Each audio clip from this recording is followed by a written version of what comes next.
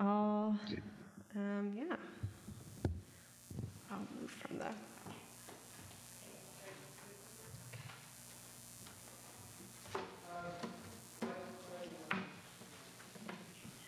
Are you muted, Miriam? Because you just popped up on my screen, so I just thought maybe you weren't. I just muted myself, but I can hear clearly. Sanctuary is open now.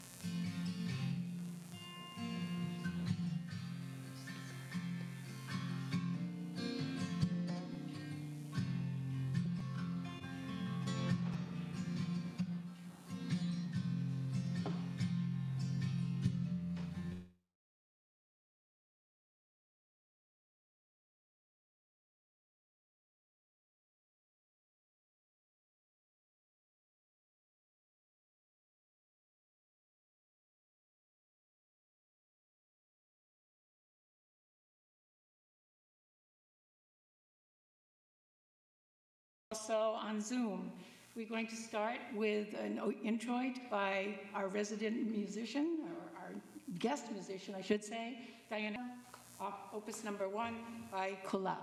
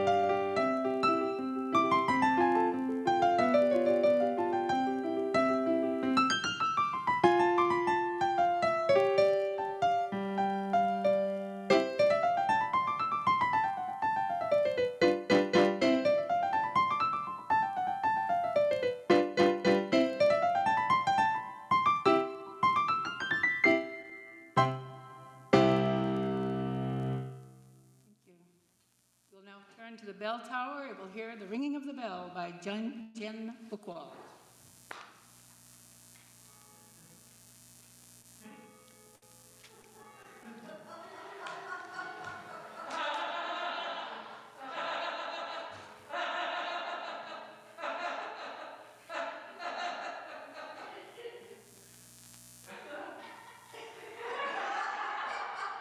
Am I too loud?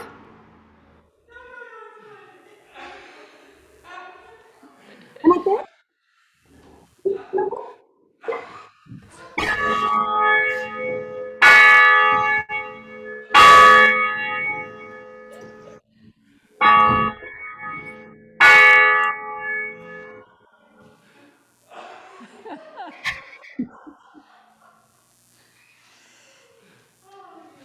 Thank you, Jen.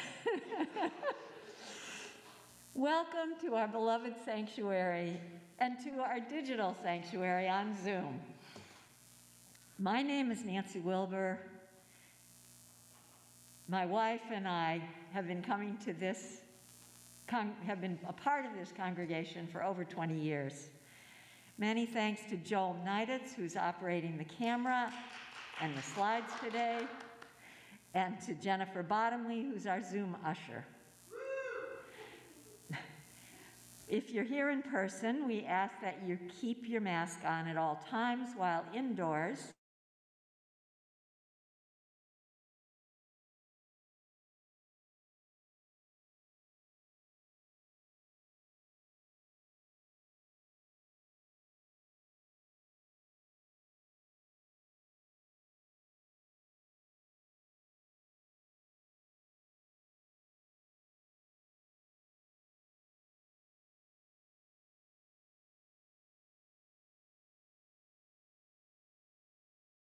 And for all creatures with whom we share this planet, for the miracle of every breath, with wonder in our joys and compassion in our sorrows. We invite all of you to bring your perspectives, your beliefs and doubts, all that is unique and wondrous about you to our service. Think for a minute about what's wondrous about you and bring it. All are welcome here in the spirit of love. If you're new to Theodore Parker Church or visiting today, we'd love to stay in touch. You're invited to fill out a connection card, which will give you an opportunity to sign up for our weekly updates and to help us welcome you. A link to the connection card will be in the chat, along with our contact information. Those joining us here in the sanctuary are invited to fill in the contact card that you'll find in the pews with the bright yellow pamphlet. And now we'd like to offer a moment for those joining us remotely to greet those who are joining us in the sanctuary. So Joel, could you please put our sanctuary screen in gallery view so we can see our off-site congregation. Folks joining us on Zoom, you can see the congregation. You may see people waving already. Give a wave back. And people are turning around towards the camera to wave back to you. So, Joel, if you can turn the camera so that people at home can see the people in the congregation. Thank you.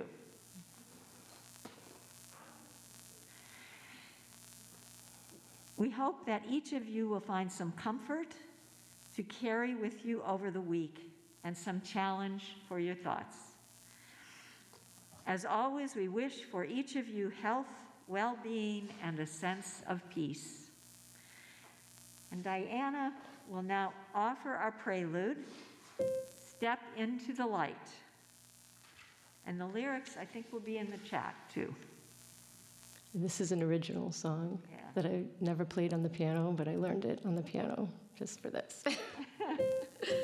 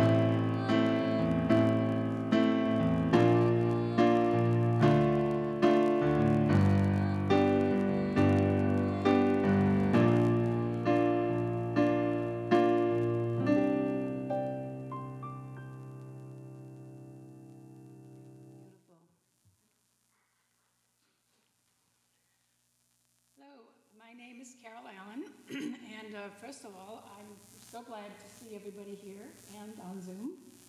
This is our annual Poetry Sunday, so this is a great tradition.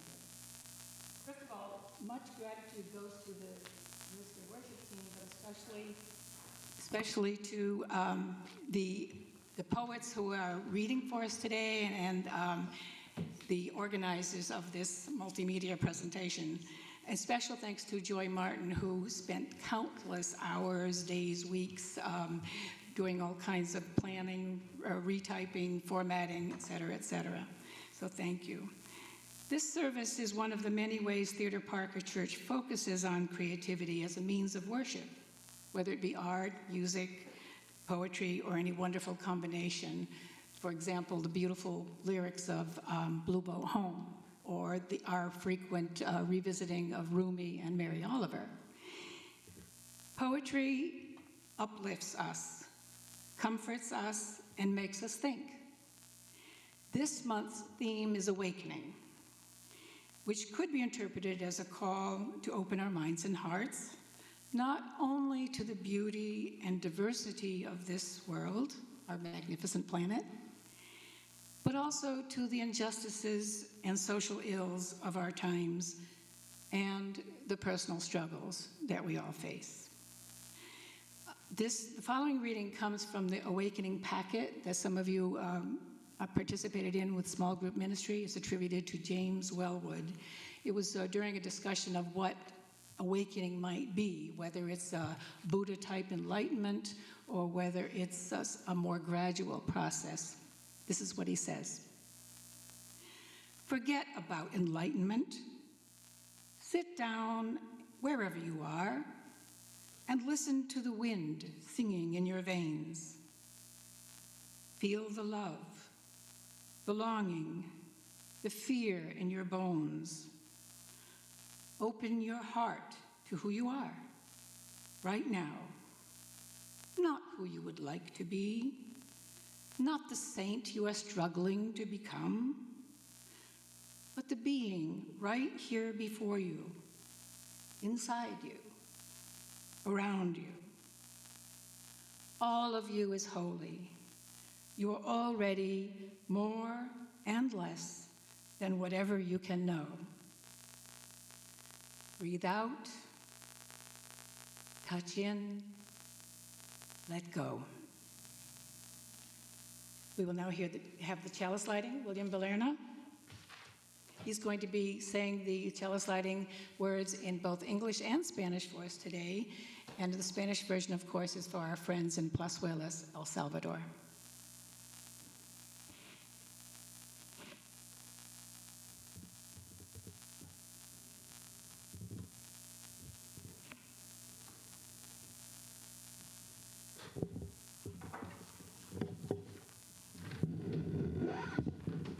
You're welcome to say the words along with William. Love is the spirit of this church, and service is its prayer.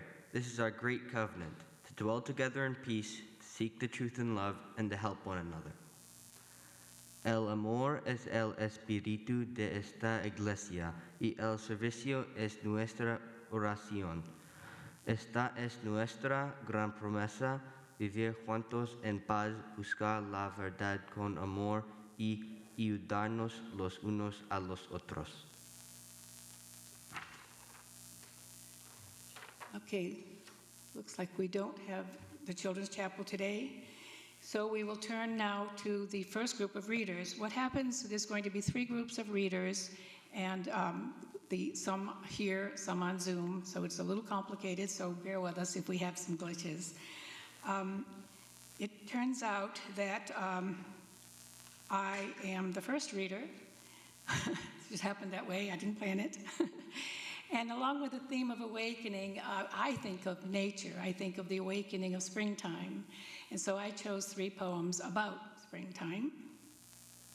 And the first one is called Roslindale in Springtime. This is actually an acrostic, which means the letters, the initials of the first line of each poem spells out a word. This was actually an NPR challenge to write about your place, your city, your town. So this is for Roslindale. It's called Roslindale in Springtime. Raccoons scramble and scream in the woods nearby, or sneak at night to my compost pile for a free snack. Squirrels scamper from tree to budding tree. Little flowers peek through leaves in search of sunshine in spite of the semi-frozen soil. Neighborhood cats roam the area to dawdle in the sun or to eye the spring birds and wish they were fast enough to catch them. Little children discover their backyards. Everyone loves spring in Roslindale. The next poem is called The Blackjack. It's called that because it's 21 syllables, there's 7 in each line, and we were challenged in our poetry group to write blackjacks, and this is one that I came up with. For the sight of a crocus bursting through the muddy soil, I submit to winter gloom. The next one is a whimsical little poem about bird love, and perhaps also a tribute to the joys of retirement where you can sit in the sunshine and do nothing except watch birds. It's called Flirting Birds. One summer morning while sitting on my deck, I was privy to a lively discourse between a male and female cardinal. The bright red cardinal, perched on an upper branch of the hickory tree, filled the air with enchanting whistles and trills. The duller, reddish female appeared on a nearby branch, about 10 feet away, and seemed to listen attentively. Then, suddenly, she flew away to another branch, further up the tree. The male stopped singing momentarily, then flew closer to the female, but not too close, and continued his earnest song. They repeated this routine a few more times until the female then flew out of my sight toward another group of trees. The male also disappeared from my view, leaving only the echoes of his song. I imagined I had observed a courting routine and laughed at the too familiar behavior of the flirting birds and wished them well. So my romantic eyes saw the scene, but perhaps I was imagining too much.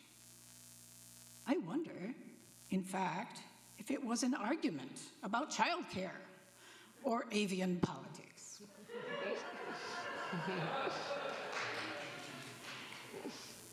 William?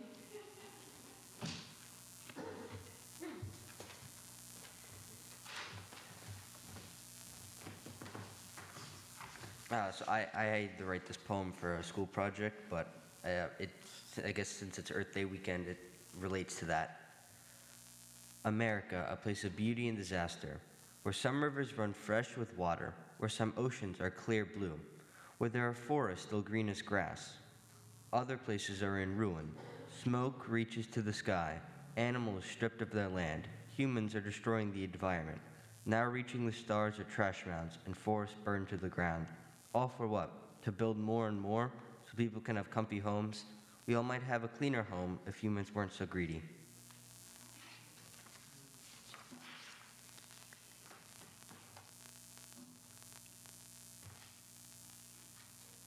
Our third reader is on Zoom. Hi, good morning from San Francisco. My name's Andrea Doremus Quintera, and my parents had a very romantic marriage at the beginning, and it was full of travel and art. But by my freshman year in college, my mom was really struggling. And for some reason, in January of 1977, I wrote her a long, kind of scary poem. Oh, you have a picture of it. And that's it, the beginning. And she just shared it with me like a couple of years ago. And in the spirit of awakening, she told me that it really helped her awakening. So this is just the very first part that was chosen for me to share that I'll read now. Okay. It's called Ma. Gently tapping and waiting, avoiding the face-to-face, compromising guilt, aching guilt. It crawls and churns inside you, scraping away slowly, little bits and pieces of all you've called your own, been proud to say was you. And I see you calling out to the air, aware that only false phrases and standard lines emerge. And then it goes on from there. So when's our first group of readers? Nancy Wilbur?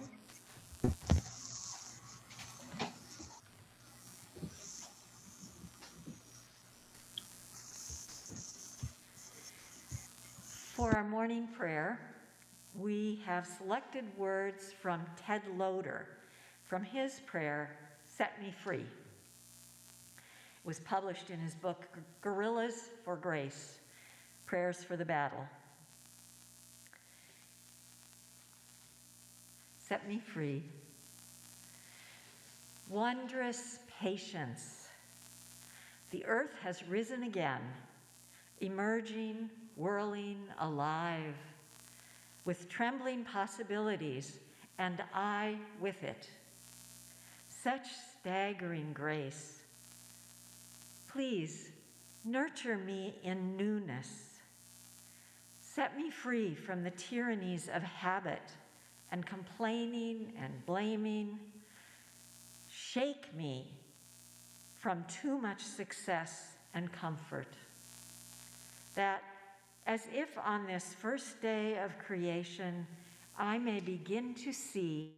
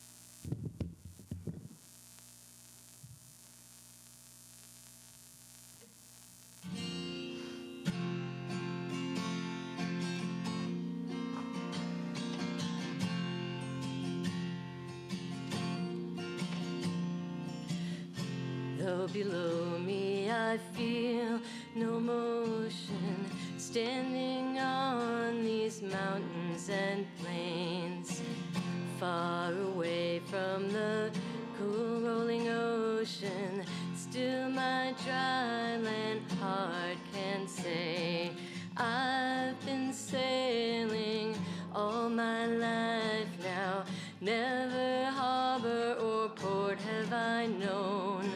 Wide universe, the ocean I traveled, and the earth is my blue boat home.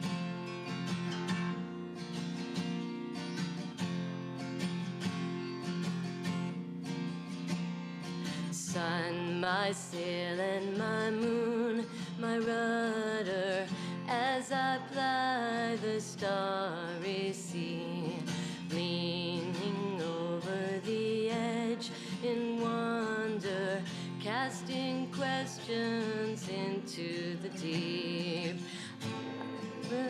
You're in my ship's companion, all we kindred pilgrim souls, make our way by the lights, the heavens, and my beautiful blue boat home.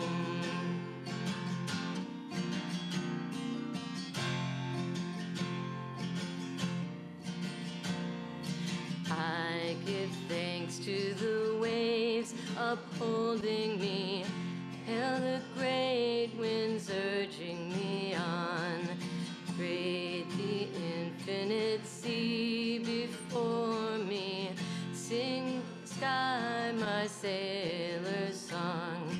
I was born upon the fathoms, never harbor or port have I known. Wide universe is the ocean I traveled,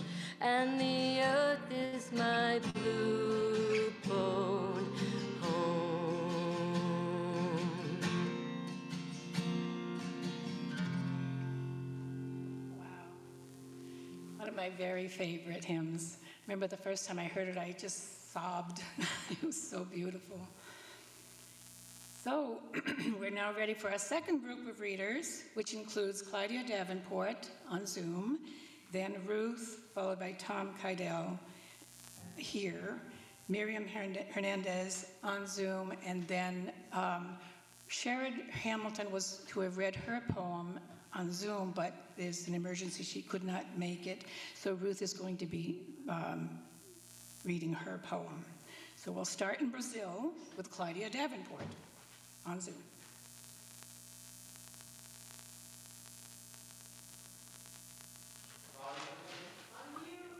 Hello, I did. Oh, what an honor to come in right after my Blue Boat Home, one of my most favorite songs. And aren't we all thankful to be on this blue boat together? So that's the name of my poem. We thank you. And I want you all to participate. This is participatory. We're going to say there's 5 verses, very short. And at the end of each one, we say, we thank you. But everyone says it together. And we want enthusiasm and we want to build. So by the last we thank you, we thank you. Okay, people? Okay, so this is it. Okay, enthusiasm and gratitude. Okay, so here we go. For stars to shine, our sun to beam, mountains to climb, rivers to flow, winds to blow, water to soothe, air to breathe, and nights to relieve. We thank you. For plants to root, buds to bloom, wings to fly, fins to swim, legs to leap, worms to squirm, young to grow, and food to share. We thank you. For spirits to soar, bodies to work, hearts to love, souls to praise, and minds to think. We thank you. For eyes to behold, arms to hold, ears to ring, voices to sing, feet to dance, and hands to serve. We thank you. For life to live and love to thrive. We thank you. All right. Back in the sanctuary, we'll now hear from Ruth Kahn. Thank you. I have the privilege of reading Tertiary Colors by Joy Martin, and which pairs beautifully with a painting by my late husband, Paul Kahn, called Rainbow Man. Have you ever stopped to notice when mixing colors what miracles are performed? How it is possible for red and green to produce brown, yet red and blue a purple hue? What is it that prompts us to create one pair versus another when either pair will do? Reds and blues full of surprises, cautions yellow, a more predictable blend, easier for the eye to understand when seen. To lighten in value, white is added. When value riding in the balance, to lighten in value, white is added. To darken, black enhances the original hue. The difference being a tint versus shade, with value riding in the balance, bright or dull, intensity bound. Achromatic life perspectives, blacks, whites, and grays, rights, wrongs, and somewhere in between, life goes round and round like the color wheel. Somewhere in the mix, our colors are found.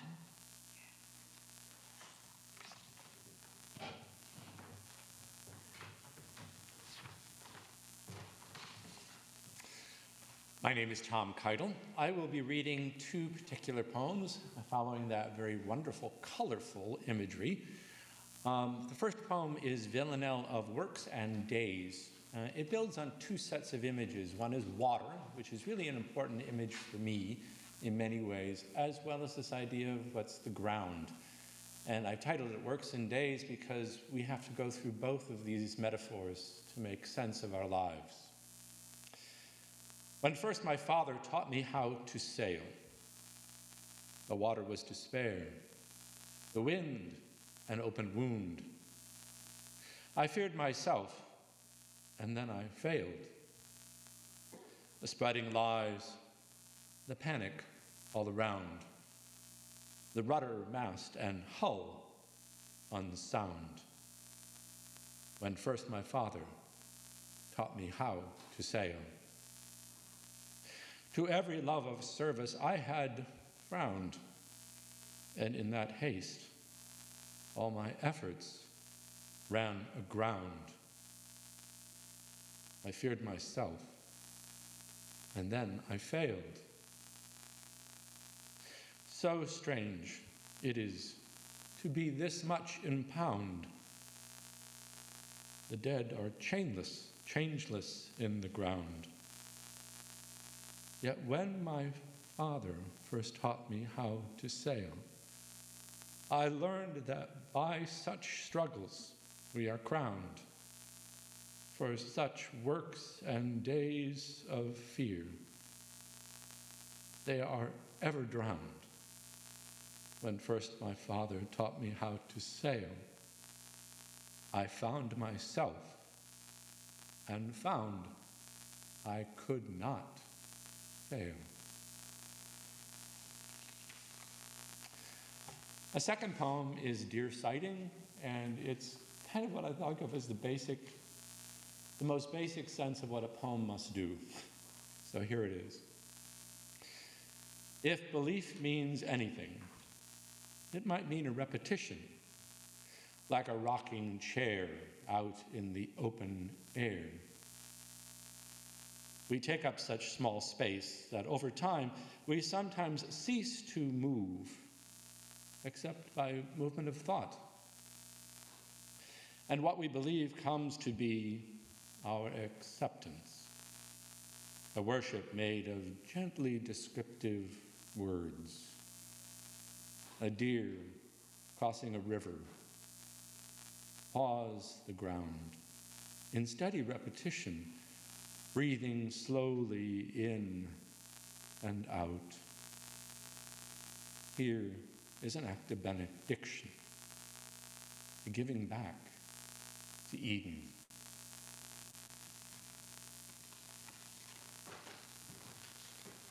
Miriam Hernandez on Zoom.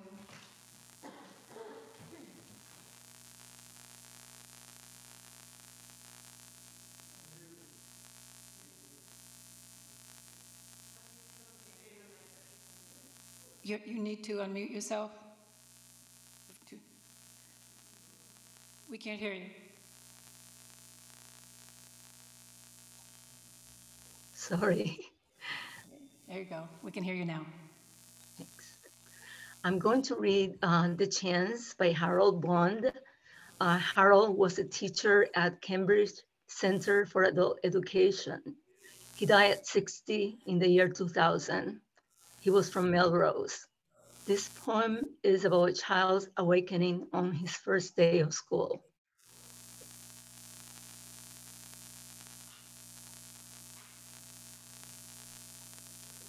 First grade. I am the skinny one with the foreign accent. I am so scared, I think I will wee my pants. Miss Breen is teaching us colors. We're cutting out strips of paper in the fashion of Indian feathers. We must order them in descending hues on a black headband. I cannot understand, Miss Breen. It is not done the way it should be. Blue with yellow and black with white. Unless I do something soon, Miss Breen will say I am a dumb Armenian. So, without looking, I shuffle my feathers in my hand. I paste them over my headband. I spill my paste pot, and I know I will win now because here comes Miss Breen. Only Miss Breen says, "Good, Harold, good. Blue after purple and green after blue." It happened. It happened like a rainbow, like a swatch of oil on water. 8 feathers dipped in perfect succession, one on the other. Miss Prim did not say, "I am a dumb Armenian, and I do not even have to wee."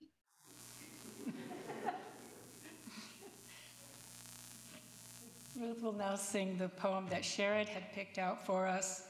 It's called Take Only What Is Most Important, translated from the Ukrainian, originally written by, I think it's Serhiy Zhadan. I'm not too good in Ukrainian.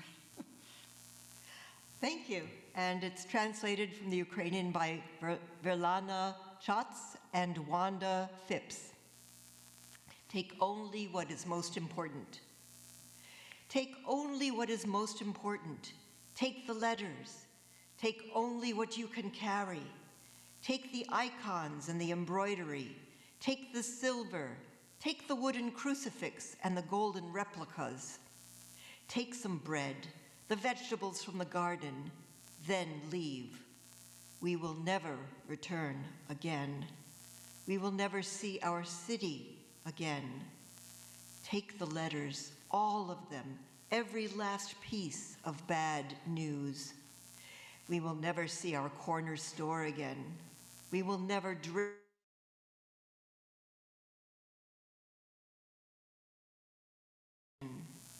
We are refugees. We'll run all night.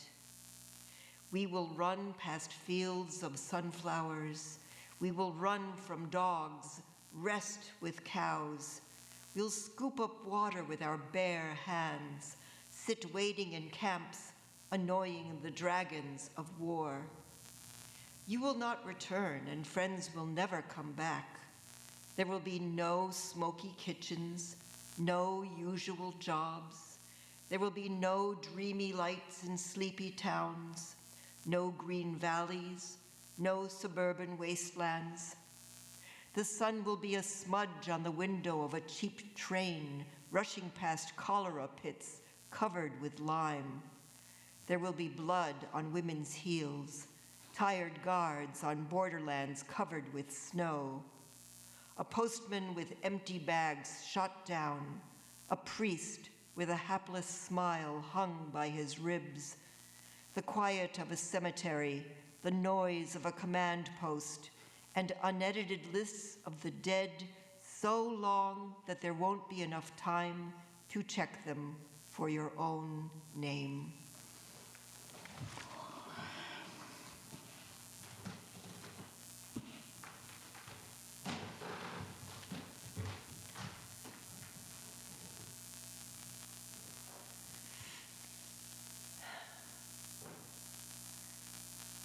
Generosity is a spiritual practice in our Unitarian Universalist congregations.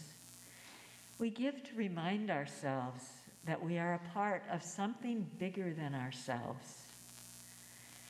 We give to remind ourselves of how many gifts we have to offer, and we've heard and seen many of them this morning. We give with the faith that together we have enough. Links to donate will be in the chat, or you can take a meditative moment to write a check and send it to the church after the service. And ushers will be coming around the sanctuary to collect an offering from those in the pews who wish to donate something more tangible now. An offering to sustain this congregation of memory and hope will now be gratefully received. Thank you. And our offertory music today is performed by Yukiko Takagi. It's called, we're hearing Chopin's Prelude, Opus 28, number 4. Thank you.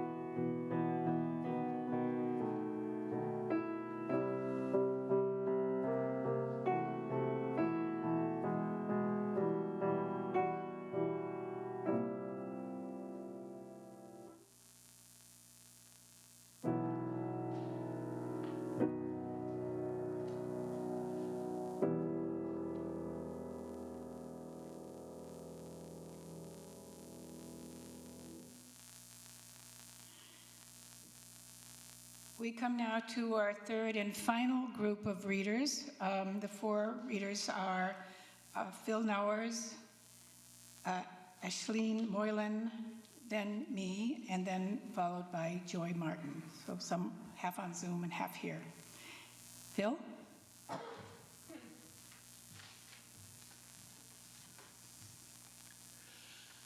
The poem I'm going to read was written by Billy Collins in 2005. That was about a year after he was Poet Laureate of the United States. 17 years ago, he wrote this poem. And I think that fact alone brings out the fact that it catches the past, our very present, and unfortunately, our future. Building with its face blown off. How suddenly the private is revealed in a bombed out city. How the blue and white striped wallpaper of a second-story bedroom is now exposed to the lightly falling snow, as if the room had answered the explosion wearing only its striped pajamas. Some neighbors and soldiers poke around in the rubble below and stare up at the hanging staircase, the portrait of a grandfather, a door dangling from a single hinge. And the bathroom looks almost embarrassed by its uncovered ochre walls, the twisted mess of its plumbing, the sink sinking to its knees, the ripped shower curtain, the torn goldfish trailing bubbles. It's like a dollhouse view, as if a child on its knees could reach in and pick up the bureau, straighten a picture, or it might be a room on a stage in a play with no characters, no dialogue or audience, no beginning, middle, and end, just the broken furniture in the street, a shoe among the cinder blocks, a light snow still falling on a distant steeple, and people crossing a bridge that still stands.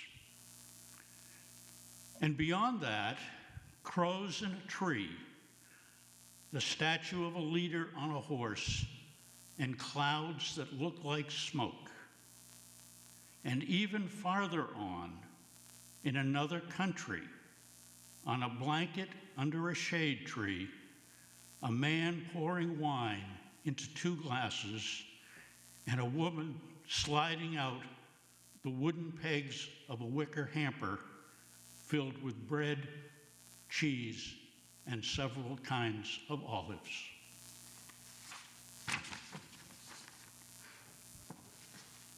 Wow. We now turn to Zoom for Ashleen Moylan.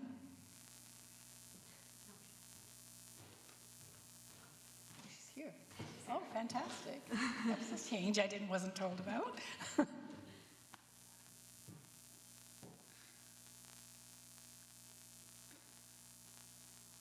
Just going to pull it up here. Hold on.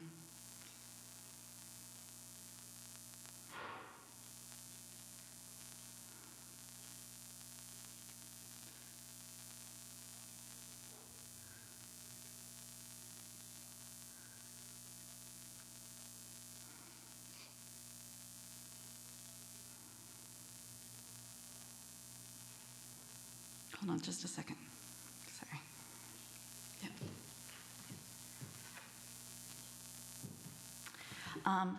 So it's been a very difficult couple of years for all of us. One of the things that I really struggled with during the pandemic was I felt like there was a veil that had been lifted from my eyes that allowed me to see really bad behavior, allowed me to see humanity for what it was and life for what it was. And I really struggled with that.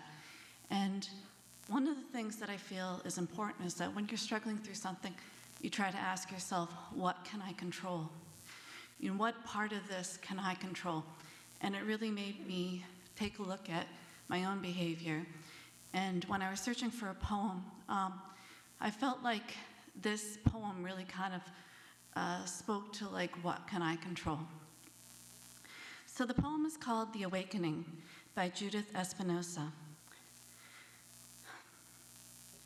There comes a time in life when you finally get it, when in the midst of all of the fear and insanity, you stop dead in your tracks, and somewhere inside your head, a voice cries out, enough. Enough fighting and crying and struggling to hold on. And like a child quieting down after a blind tantrum, your sobs begin to subside. You shudder once or twice, you blink back a few tears, and through a mantle of wet lashes, you begin to look at the world with new eyes. This is your awakening. You realize that it is time to stop hoping and waiting for something to magically change,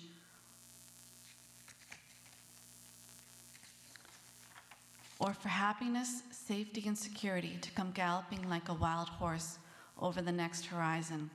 You come to terms with the fact there is no Prince Charming or Cinderella, and that in the real world, there aren't always a fairy tale endings or beginnings for that matter. You realize that happily ever after must begin with you. And with this, a sense of serenity is born of acceptance. You awaken to the fact that you're not perfect and that everyone will not always love, approve, or appreciate who you or what you are, and that is okay. Everyone is entitled to their own views and opinions. Thus, you learn the value of loving and championing yourself, and with this, a sense of newfound confidence is born of self-approval. You also stop judging and pointing fingers because you begin to accept people as they are, overlooking their shortcomings or human frailties. And the process of a sense of peace and contentment is born of forgiveness for others and, more importantly, for yourself. This is your awakening. Thank you. Thank you.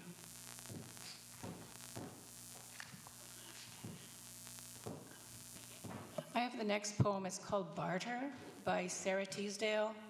And this is a wonderful poem, a very special poem for me, partly just because of the theme of the poem, but it's also one of the poems that I use to teach the poetry unit for my wonderful ESL students, my immigrants and refugees from all around the world, when they had to study for the MCAS test while still learning English.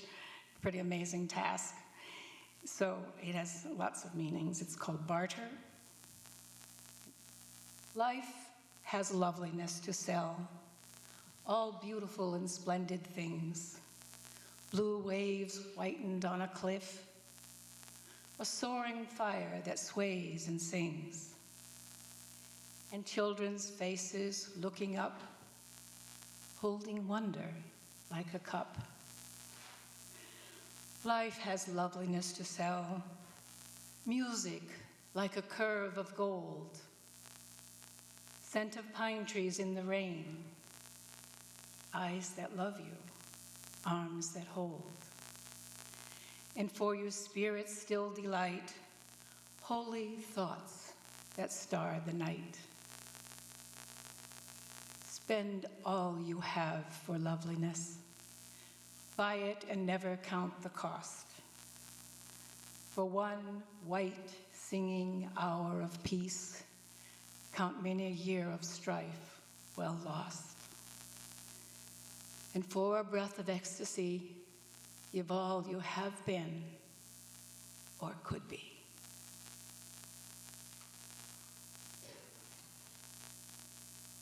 Joy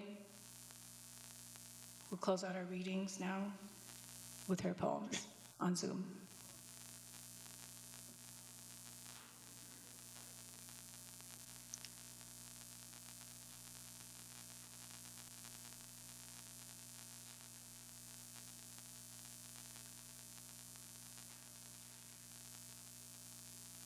Good morning. I will be dropping full program into the chat for those of you who would like to reflect on what was shared today in more detail. In honor of Earth Day and our service's theme of awakening to embrace the world, I will be sharing 3 short poems and associated images. My first, a haiku, invites us to awaken and address challenges of climate disruption and war. My second is self-written in response to a challenge, travels down an imaginary boulevard and invites you to think about what is most needed. My final poem celebrates the arrival of new life that petitions us to embrace it as it fills our world with love and hope. Refracted light haunts, refugees searching for home, fates dangled by threads.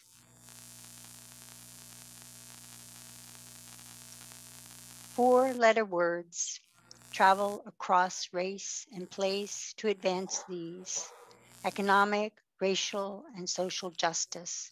Pick up placards, wave them high, and shout out truth. What's needed is something our senses can feel. Though intangible and indescribable, hearts full of it can tell when it's faked or real. In soil prepared and tended, seeds planted grow. When they're nurtured, flowers open to beauty. For fruits of our labor to be reaped, we must cultivate one 4-letter word, not that other. Life will taste better once hate is weeded out.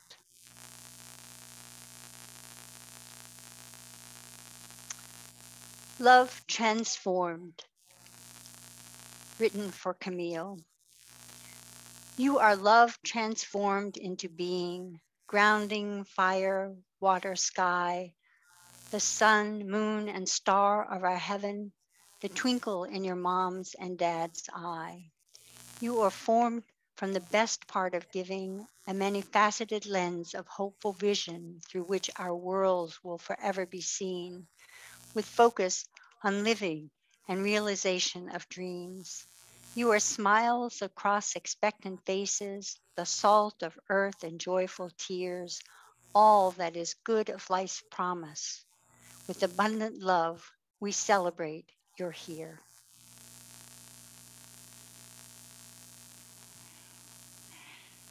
Our closing hymn is Spirit of Life, and I'm not sure if we're going to be able to get this. Okay, so Yukiko, would you play it for us? It's 123 in the hymnal.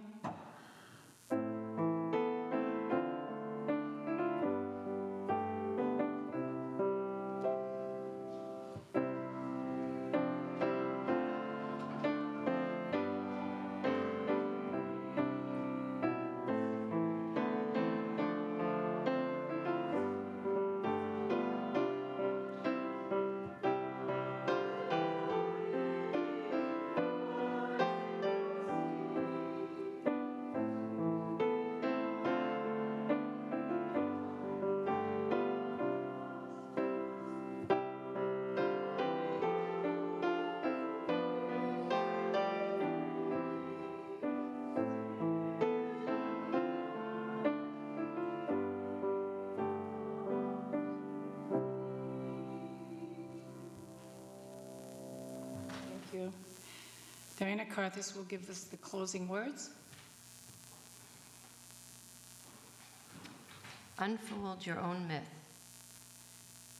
But don't be satisfied with the stories, how things have gone with others. Unfold your own myth without complicated explanation, so everyone will understand the passage. We have opened you. And the postlude is Chopin Prelude, Opus 28, number 15. You go.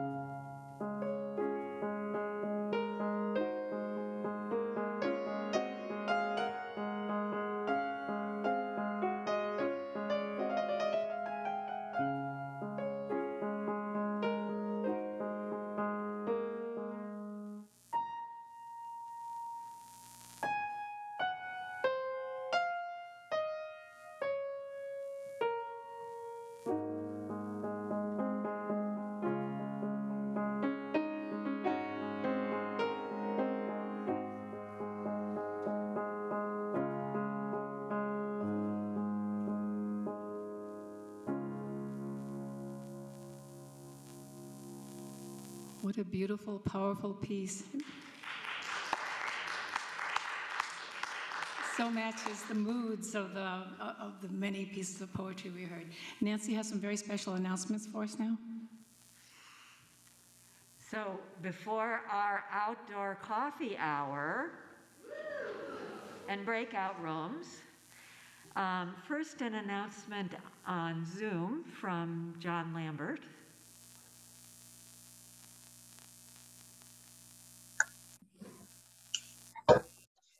Good morning, everybody. That was a wonderful service, so thank you.